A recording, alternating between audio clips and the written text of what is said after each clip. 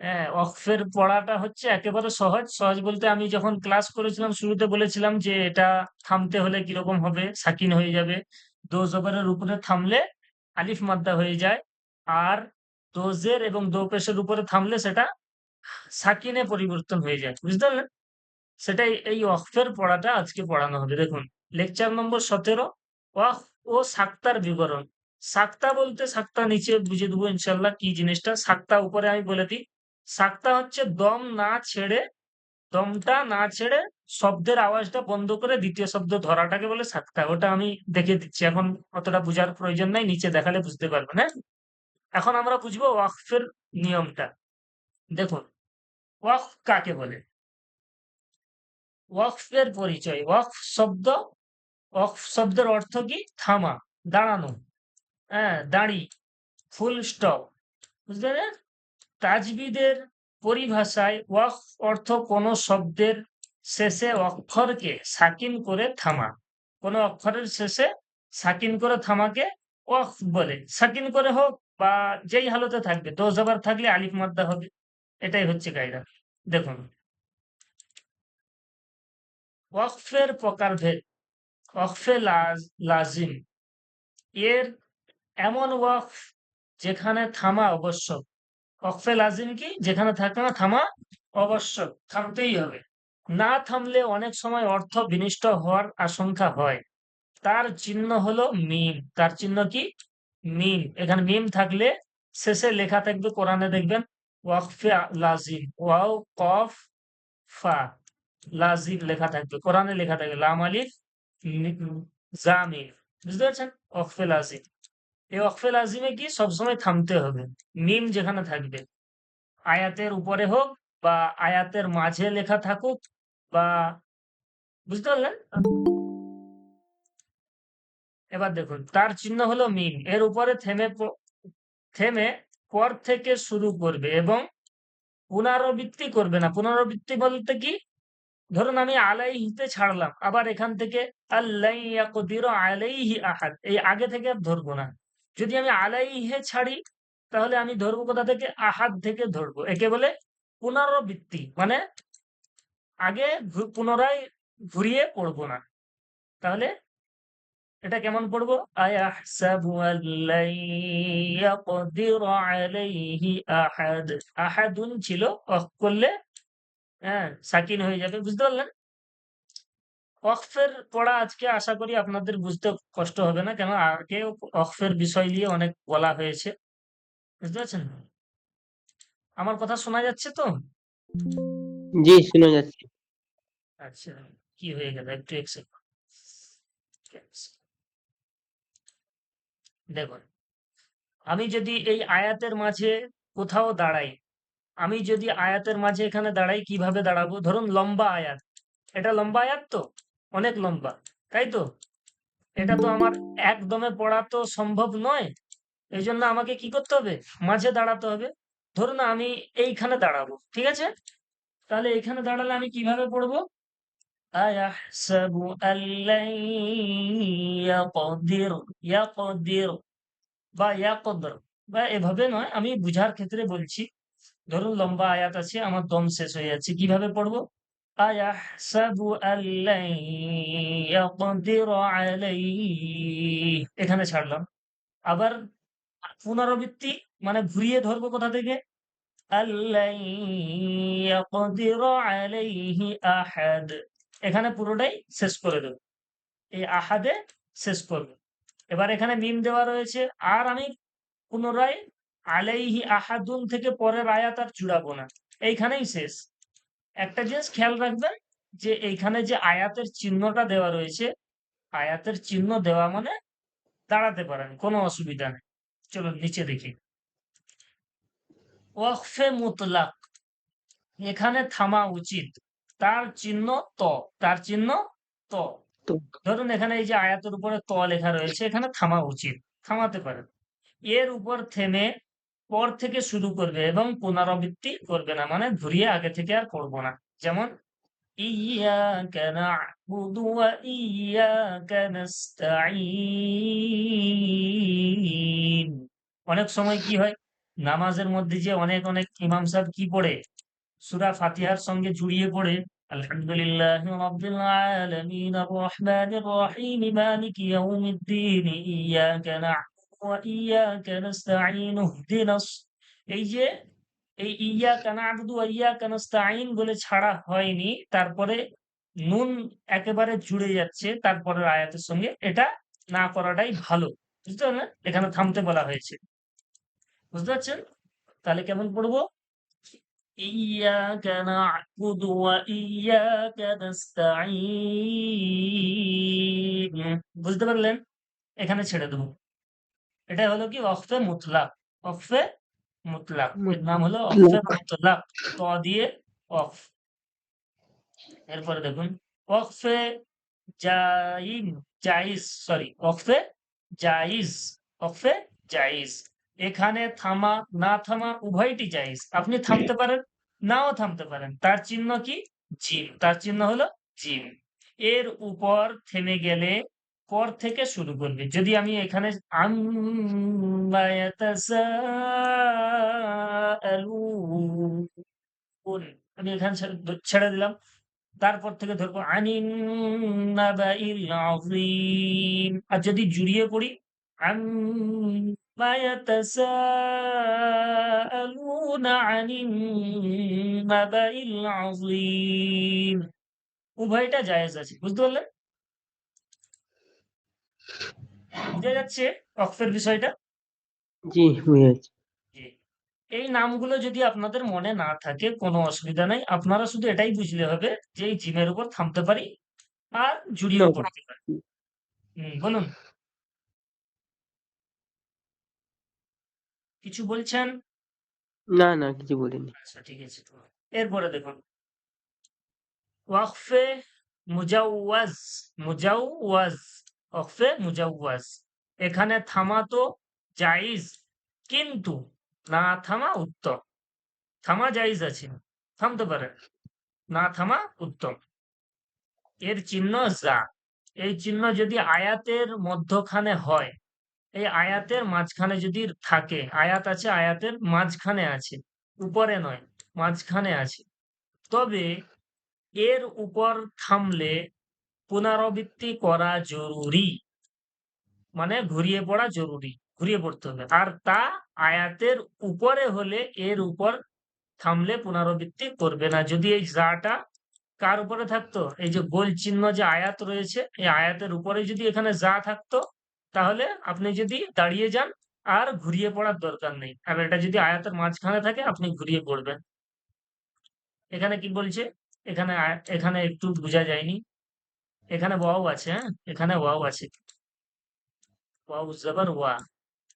ওয়ালাকাদ খলাকনাল ইনসানা, sorry wow নেই, sorry sorry আমি ভুল বললাম। আমি ভাবলাম অন্য আয়াত। ঠিক আছে, এটা কার, এটা হচ্ছে এখানে আয়াত আছে, এখানে কি আছে? আয়াত আছে। আয়াত। আমি ভাবলাম এটা অন্য আয়াত। লাকাদ খলাকনাল ইনসানা ফি আহসানি তাকওয়িম, এটা আয়াতের মাঝে আছে। আপনি দাঁড়াতে পারেন, নাও দাঁড়াতে পারেন।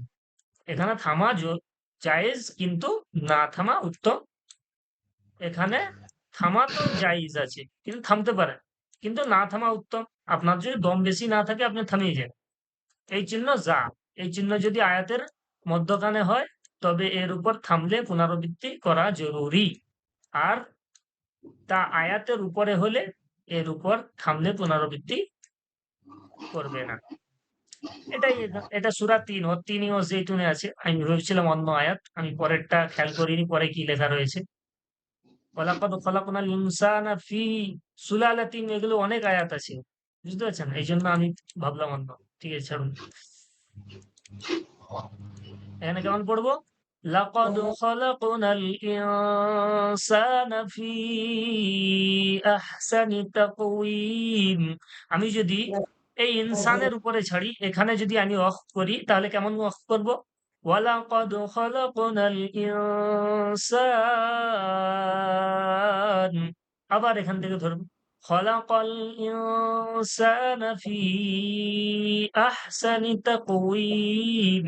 আপনি এখান থেকে নাও ধরতে পারেন, আবার শুরু থেকে ধরতে পারেন।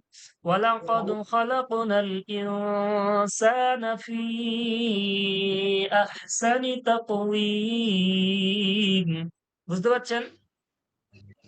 জেরের উপর ওয়াকফ করা হচ্ছে, সাকিন হয়ে যাচ্ছে। হ্যাঁ, বুঝা গেল? জি। এরপরে দেখুন, ওয়াকফে মুরাখাস। ওয়াকফে মুরাখাস চিহ্ন হলো সদ, আর এটা ওয়াকফে মুজাওয়াজের মতো, যেটা আগে দেখালাম। ওয়াকফে মুজাওয়াজ এর মতোই, আপনি থামতে পারেন আর নাও থামতে পারেন। যদি এই সদ বা জা, এখানে সদ আছে, এই সদ বা জা, এই সদটা যদি মাঝখানে থাকতো তাহলে আপনাকে জড়িয়ে পড়তে হতো, আর যদি উপরে থাকে আপনাকে আর পিছন থেকে জোড়াতে হবে না। হ্যাঁ, আপনি যদি থামতে পারেন এখানে থামবেন, কোনো অসুবিধা নাই। বুঝা গেল? এখানে দেখুন, ওয়াওয়াজাদাকা দাল্লান ফাহাদা। এখানে সদ আছে, আমি ছেড়ে দিলাম। আমি যদি জুড়িয়েও পড়ি, ওয়াওয়াজাদাকা দাল্লান ফাহাদা ওয়াওয়াজাদাকা আইলান ফাআগনা ওয়াদ-দুহা ওয়াল-লাইলি ইযা সাজা। ওই সূরার মধ্যে এটা আছে। বুঝা যাচ্ছে?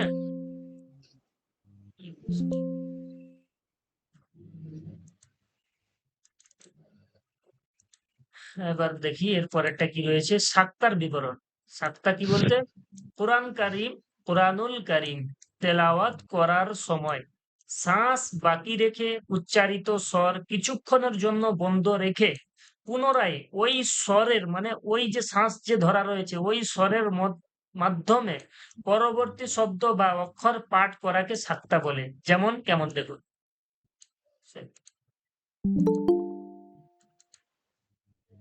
দেখুন, ইমাম হাফস রহমতুল্লাহ আলাইয়ের বর্ণনা অনুসারে সমস্ত কুরআনুল কারিমে 4 জায়গায় সাক্তা রয়েছে, মানে এই দম দম বন্ধ করে পড়াটা কোরআন কালিমে 4 জায়গায় রয়েছে। তাহলে কেমন দেখুন, এর আলিফের মধ্যে এই যে আইওয়াজ, আইওয়াজ, যা বলার পরে, যা বলার পরে দমটা ছাড়বনি, কিন্তু শব্দটা বন্ধ হয়ে যাবে। আইওয়াজ, আইওয়াজ, এখানে দো জবর আছে, ঠিক আছে? আইওয়াজ, তারপরে কয়িমা। আপনি যদি আইওয়াজা বলে অফ করেন, দিয়ে আওয়াজটা বন্ধ করেন, আইওয়াজা, দম ছাড়বেন নি, আওয়াজটা বন্ধ হবে, তারপরে কয়িমা ধরা হবে, একে বলে সাক্তা। এবং যেমন এরপরে দেখুন, মিম মারকাদিনা হাযা, মিম মারকাদিনা, কদিনা বলে দম ছাড়ছি নি, কিন্তু আওয়াজটা বন্ধ হয়ে যাচ্ছে, কিন্তু দম ধরা থাকছে। তারপরে হাজা বলি, মিম মারকাদিনা হাজা। এটা কোরআনে এরকম সাক্তা লেখা থাকবে আয়াতের মাঝখান, বুঝতে পারলেন? এরপরে দেখুন, মান রক, মান বলার পরে রক, মান রক, দম ছাড়ছি নি, শব্দটা কি হচ্ছে, বন্ধটা হচ্ছে, আওয়াজটা বন্ধ হচ্ছে, দম ছাড়ছি নি। এরপরে দেখুন, বাল রানা, বাল রানা, বাল বলে, বাল আমজর বাল বলে আওয়াজটা বন্ধ করছি, দম ছাড়ছি নি। বাল রানা, একে বলে সাক্তা, একে বলে কি সাক্তা। সাক্তা। দেখুন এখানে লেখা রয়েছে এর লামের মধ্যে, বালের এই যে লাম রয়েছে, এই লামের মধ্যে এই এই যে মানের মধ্যে, মানের নুনের মধ্যে নুনটা বলা হবে, তারপরে আওয়াজটা বন্ধ হয়ে যাবে, দম ধরে রাখা হবে। এর আলিফের মধ্যে, মানে এই যে মিম্মার কদিনা, মিম্মার কদিনা হাদা, আইওয়াজার আলিফের মধ্যে, আইওয়াজা কয়িমা। বুঝতে পারছে? একেবারে সহজ জিনিস এটা, কোনো জটিল বিষয় নয়। ওয়াক্ফ ও সাক্তার বিবরণ। ওয়াক্ফ কাকে বলে, কয় প্রকার ও কি কি উদাহরণ সহ বলো। ওয়াক্ফ কাকে বলে? যে দম বন্ধ রেখে, হ্যাঁ, দম ধরে রেখে আওয়াজ বন্ধ রেখে পরের কি হরফকে ধরা বা পরের অক্ষরকে ধরা, ঠিক আছে? যেটা উপরে লেখা রয়েছে এটা লেখা অনুযায়ী আপনাকে না বললেও হবে, আপনি যেভাবে বুঝেছেন সেই বুঝা অনুসারে মনে রাখলেও হবে। বুঝতে পারছেন? শ্বাস বাকি রেখে উচ্চারিত স্বর কিছুক্ষণের জন্য বন্ধ রেখে পুনরায় ওই স্বরের মধ্যে পরবর্তী শব্দ বা অক্ষর পাঠ করাকে সাক্তা বলে। এটা এত বড় যদি আপনার মনে রাখতে অসুবিধা হয়, কোনো অসুবিধা নাই। আপনি কি বলবেন যে দম বন্ধ রেখে পরবর্তী শব্দকে ধরাকে বলে ওয়াকফ। দম বন্ধ রেখে আওয়াজ, দম ধরে রেখে, সরি, দম ধরে রেখে আওয়াজ বন্ধ করে, দম ধরে রেখে আওয়াজকে বন্ধ করে পরের হুজুর, শব্দকে ধরাকে, জি হুজুর, হ্যাঁ বলুন। এটা ওয়াক হবে কি সাক্তা হবে? সাক্তা, সাক্তা, সাক্তা, সাক্তা, সাক্তার বিবরণ, sorry। একে বলে সাক্তা। এটা কোরআন কারিমে 4 জায়গায় রয়েছে। ইমাম হাফস রহমতুল্লাহ আলাইহির বর্ণনা অনুসারে সমস্ত কোরআনুল কারিমে 4 জায়গায় সাক্তা রয়েছে, যথা এটাই দেওয়া রয়েছে, বুঝলেন? এরপরে দেখুন সাক্তা কাকে বলে। সরি, ওয়াকফ। আমি এতক্ষণে কি ওয়াকফটাকে সাক্তাতে দেখালাম নাকি? জি হুজুর। আচ্ছা। আচ্ছা, ওয়াকফ কাকে বলে, কত প্রকার ও কি কি, তাহলে উপরে আমরা দেখি। এখানে যে ওয়াকফের পরিচয় লেখা রয়েছে, ওয়াকফ কাকে বলে, থামাকে বলে বা ফুল স্টপকে কি বলে, ওয়াকফ বলে, ঠিক আছে?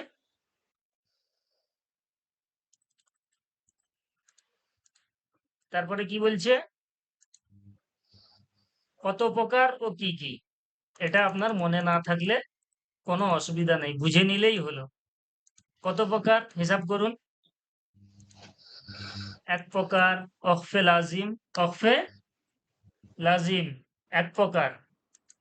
ওয়াক্তে হ্যাঁ, লাজিম। ওয়াকফে মুতলাক 2 প্রকার। ওয়াকফে মুতলাক ত দিয়ে যে ওয়াকফটা হয়, ওয়াকফে মুতলাক 2 তো প্রকার।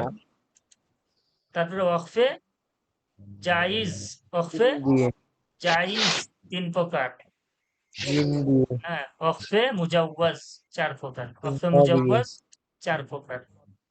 আর এই ওয়াকফে মুরাক্খাস এটাও মুজাওয়াজের মতো, 4টাই ধরবো সব আমরা। সব দিয়ে। এটা মনে না রাখলেও চলবে, আপনার বুঝে নিলে হলো। এটা যে মনে রাখতে হবে এটা তাই নয়, বুঝতে পারছেন? তাহলে 5 প্রকার। আর হচ্ছে কি সাক্তার বিবরণ। জি, এটা তো বুঝেছি হুজুর। জি, চলুন, এতটাই হয়ে গেল আজকের মতো। এবার তাহলে আপনারা ওয়াকফের বিষয়টা বুঝতে পারলেন।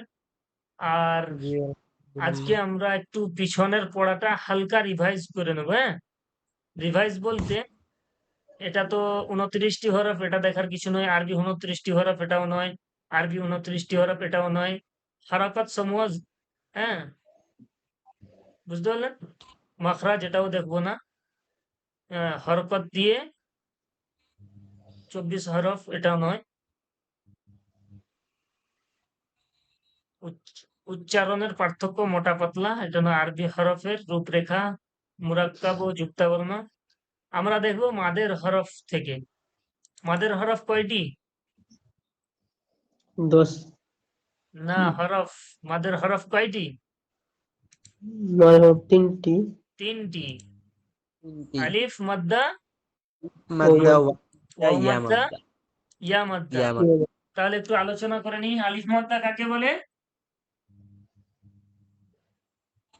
এই যে আলিফ কি মাদ্দা, বল? এই আলিফ মাদ্দাটা কাকে বলে? আলিফ জবর, আলিফ মাদ্দা। আলিফ পূর্বে জবর থাকলে আলিফ মাদ্দা বলা হয়। হ্যাঁ, এবার ওয়াও মাদ্দা কাকে বলে? আলিফের পূর্বে পেশ আলিফ কেন থাকলে, হবে?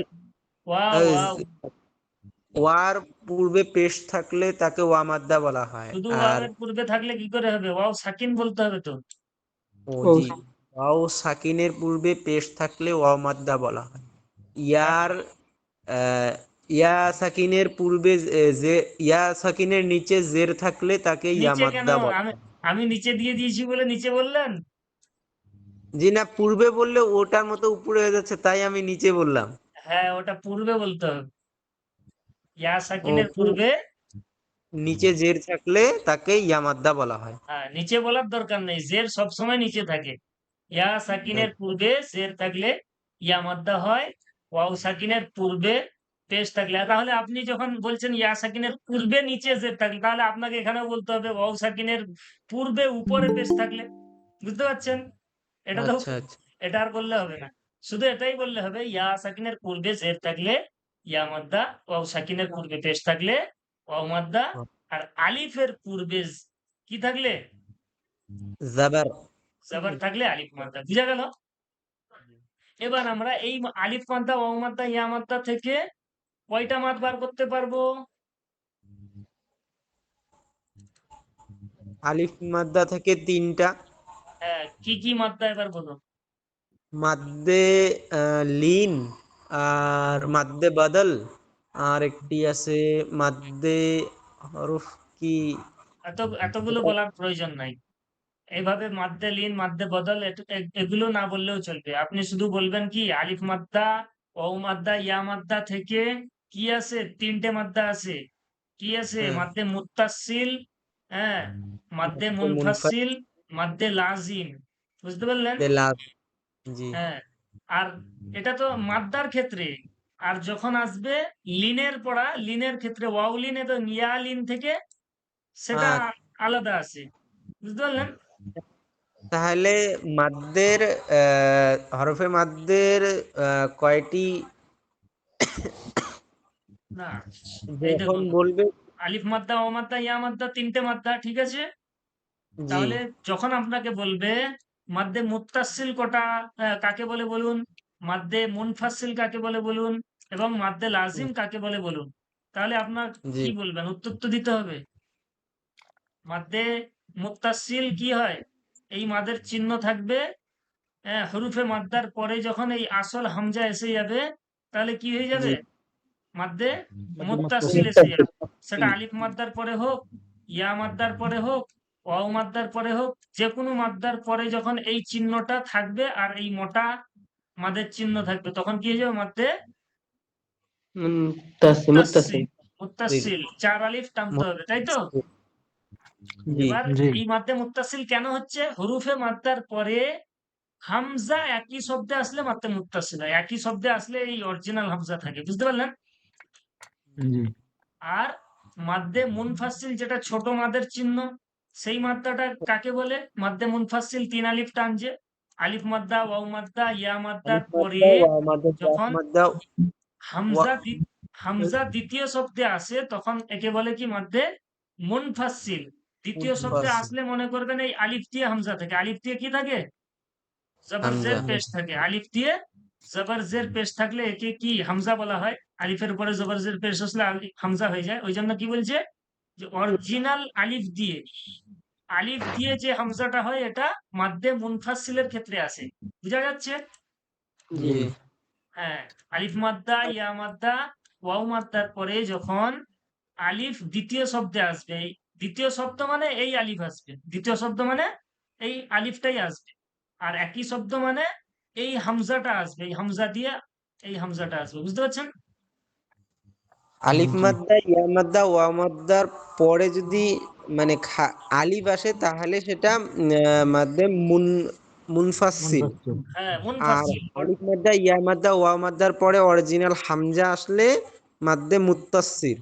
হ্যাঁ, হামজাটা কেন আসে? একই শব্দের ক্ষেত্রে। আর আলিফটা আসে দ্বিতীয় শব্দের ক্ষেত্রে। বুঝে গেল? আর মাদ্দে আরজি কি আরজ বলার কোনো প্রয়োজন আছে?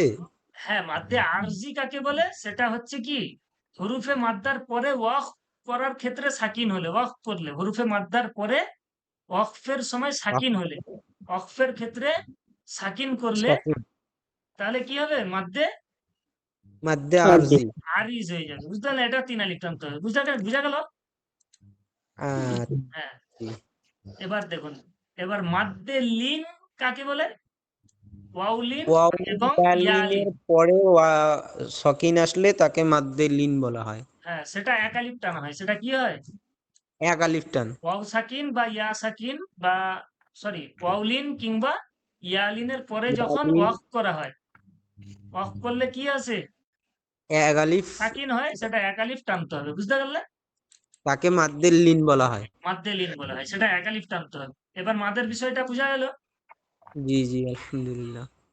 আরেকটা কি মাদ ছিল, সেটা দো জবরের উপরে সাকিন করলে আলিফ মাদ্দা হয়ে যায় একটা জবর কেটে গিয়ে। বুঝতে পারছেন? ওটা সেটার নাম কি ছিল যে বলে দিচ্ছি, নিচে লেখা রয়েছে। সেই মাদের নাম হচ্ছে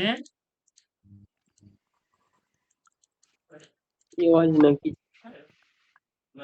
না, দেখো, কি হয়েছে?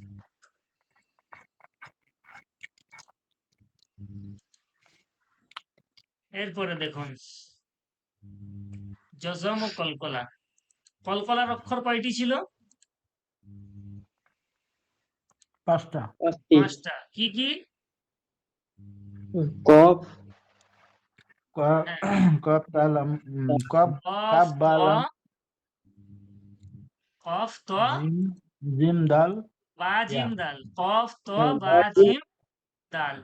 এগুলো মনে রাখবেন, কফটা হ্যাঁ? এগুলো কমন জিনিসগুলো মনে রাখতে হবে, হ্যাঁ? কফ ত বা জিম বা জিম দাল। দাল।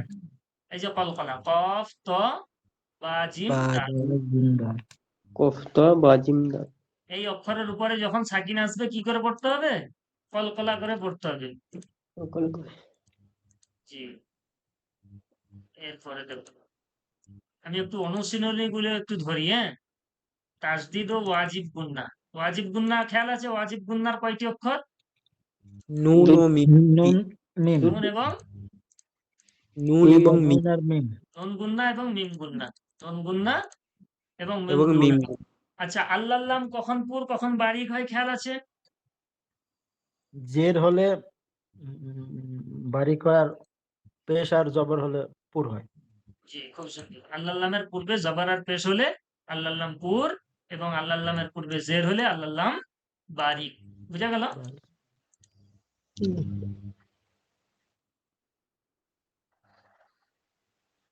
জি। আর এগুলো কিছু দেখার নয়। আমি একটু শুধু রিভাইজ করতেছি যে আপনাদের পিছনে কতটা খেয়াল আছে আর কি।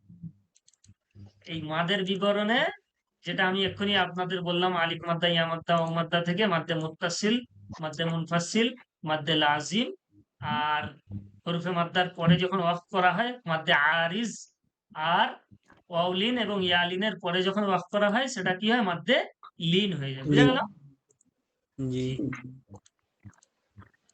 জি। এতগুলো মাদ নাম না রাখলেও হবে। আমি যেটা বললাম, মাদ্দে মুত্তাসিল, মাদ্দে মুনফাসিল, মাদ্দে লাজিম এবং মাদ্দে আরিজ আর মাদ্দে লিন। এই জিনিসটা মনে রাখলে যথেষ্ট। বুঝতে পারলেন? জি। ক্লাস করো।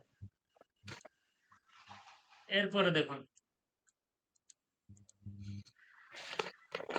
আর যেটা মাদ্দে লাজিম যেটা বলেছিলাম যে মাদ্দে লাজিমটা কাকে বলে সেটা বলা হলো নি। হরফে মাদ্দার পরে যখন তাসদিদ কিংবা সাকিন আসে তাকে কি বলা হয়? মাদ্দে লাজিম। মাদ্দে লাজিম। জি।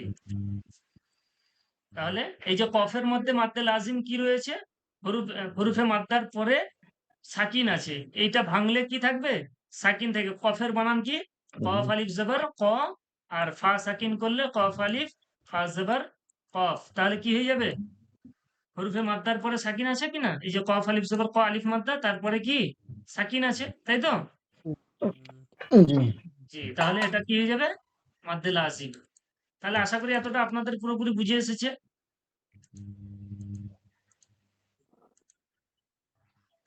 ঠিক আছে। তবে আরেকবার ইনশাল্লাহ সামনের ক্লাসে পুরো যে কায়দাটা রয়েছে সেটা একবার রিভাইজ করব, আর পুরো পড়াটা একবার রিভাইজ করব একসঙ্গে। তারপরে ইনশাল্লাহ আপনাদেরকে কোরআন শরীফ ধরানো হবে। বুঝতে পেরেছেন? জি। জি। সবাই খাস করে দোয়া করবেন আল্লাহর কাছে, নতুন কোরআন শরীফ ধরবেন, হ্যাঁ, যেন ভালোভাবে পড়তে পারেন, ভালোভাবে শিখে নিতে পারেন, এই দোয়া করবেন। জি। আর র পড়ার নিয়মটা যেটা দেখানো হয়ে গেছিল, সরি, মিম সাকিনটা একবার দেখাই। তাহলে মিম সাকিনের কায়দার মধ্যে কটা কায়দা আছে? কিন্তু তিনটি। 3টি রয়েছে, ইজহার, ইখফা এবং ইদগাম। সাফাবি বলা হয় কেন? ঠোঁট থেকে উচ্চারণ হয় বলে সাফাবি জুড়বে। ইখফায়ে সাফাবি, ইদগামে সাফাবি আর ইজহারে সাফাবি। ইখফায়ে সাফাবি কাকে বলে? এই মিম সাকিনের পরে কি আসলে? বা আসলে। খুব সুন্দর, এই যে খুব সুন্দর মনে রেখেছেন, এই মিম সাকিনের পরে বা আসলে ইখফায়ে সাফাবি, আর মিম সাকিনের পরে মিম আসলে কি হবে? ঈদগামে সাফাবি। ঈদগামে সাফাবি। আর মিম সাকিনের পরে বা মিম ছাড়া আর যতগুলো আসবে সেগুলোকে কি বলবো? ইজহারে সাফাবি। ইজহারে সাফাবি। খুব সুন্দর, আলহামদুলিল্লাহ, আপনাদের অনেক মনে আছে, খুব সুন্দর। চলো, আর নুন সাকিনের কায়দা কটি রয়েছে? নুন সাকিনের চারটি। কয়টি? চারটি। চারটি। ওটাও যেরকম মিম সাকিনে দেখলেন ইজহার, ইখফা, ইদগাম, এটাও নুন সাকিনে রয়েছে, একটা বাড়তি রয়েছে কি? ইকলাব। ইকলাব। খুব সুন্দর। চলুন এবার দেখে নি, নুন সাকিন এবং তানবিনের পরে যদি, আর ইজহার কাকে বলে একটু এখানে বলুন, ইজহার কাকে বলে? ইজহার স্পষ্ট করে যেটা পড়া হয়। হ্যাঁ, কয়টি অক্ষর কি আসলে কি কায়দাটা বলুন, তানবিন এবং নুন সাকিনের পরে? নুন সাকিন ও তানবিনের বামে হ্যাঁ, তার হরফে যদি কয়টা অক্ষর? চারটি। 29টি হোক। চারটি কেন? না, চারটা। 29টি আছে না? 6টি। ওই কণ্ঠনলী থেকে যেটা বাইর হয়। কয়টি? হ্যাঁ, 6টি। হামজাহা আইনহা গইন খ। হ্যাঁ, আমি বলেছিলাম না ইজহারের 6টি অক্ষর, আর হ্যাঁ জি। ঈদগামেরও 6টি অক্ষর, তার মধ্যে ভাগ আছে দুটো বেলাগুন্নায় চলে যাবে, আর 4টে কিসে যাবে? লাম রা বেলাগুনে চলে যাবে। 4টি হ্যাঁ, আর ইয়া। ইকলাবে একটি অক্ষর কি? শুধু বা। এই ইকলাবের পড়াটা যেভাবে উচ্চারণ হয় সেটাও কি মিম সাকিনের ইকফার মধ্যেও সেইভাবে উচ্চারণ হয়।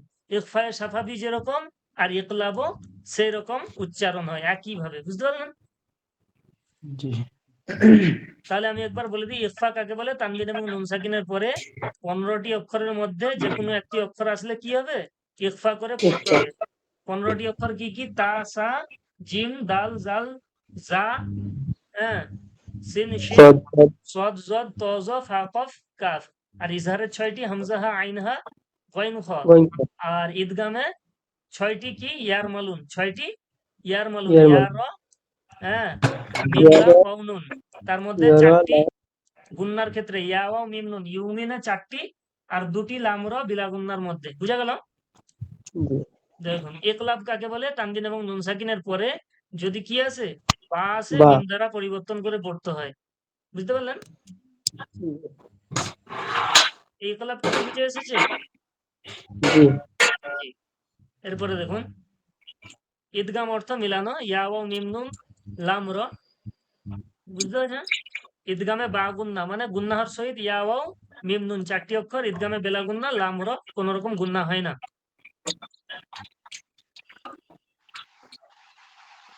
চলুন, ঈদগামে বা গুন্না। ঈদগামে বা গুন্না অর্থ গুন্নাহর সহিত মিলিয়ে পড়া। ঈদগামে বা গুন্না হরফ 4টি।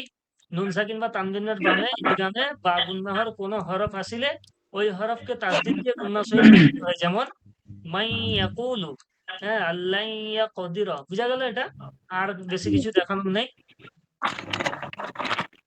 আজকের মতো আজকে এই ক্লাসটা সমস্ত কিছু শেষ হয়ে গেল, বুঝেছেন?